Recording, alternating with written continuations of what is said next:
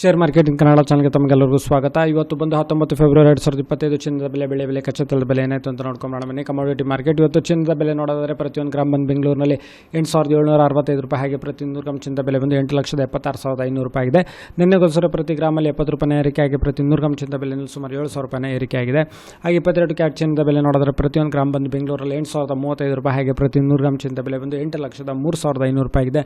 ನಿನ್ನೆಗೋಸ್ಕರ ಪ್ರತಿ ಗ್ರಾಮಲ್ಲಿ 65 ರೂಪಾಯಿ ಏರಿಕೆ ಆಗಿ ಪ್ರತಿ 100 ಗ್ರಾಮ್ ಚಿನ್ನದ ಬೆಲೆಯಲ್ಲಿ ಸುಮಾರು 6,500 ರೂಪಾಯಿ ಏರಿಕೆ ಆಗಿದೆ. 18 ಕ್ಯಾರೆಟ್ ಚಿನ್ನದ ಬೆಲೆ ನೋಡಿದರೆ ಪ್ರತಿ 1 ಗ್ರಾಮ್ ಬಂದು ಬೆಂಗಳೂರಿನಲ್ಲಿ 6,574 ರೂಪಾಯಿ, ಹಾಗೆ ಪ್ರತಿ 100 ಗ್ರಾಮ್ ಚಿನ್ನದ ಬೆಲೆ ಬಂದು 6,57,400 ರೂಪಾಯಿ ಆಗಿದೆ. ನಿನ್ನೆಗೋಸ್ಕರ ಪ್ರತಿ ಗ್ರಾಮಲ್ಲಿ 53 ರೂಪಾಯಿ ಏರಿಕೆ, ಹಾಗೆ ಪ್ರತಿ 100 ಗ್ರಾಮ್ ಚಿನ್ನದ ಬೆಲೆ ಸುಮಾರು 5,300 ರೂಪಾಯಿ ಏರಿಕೆ ಆಗಿದೆ.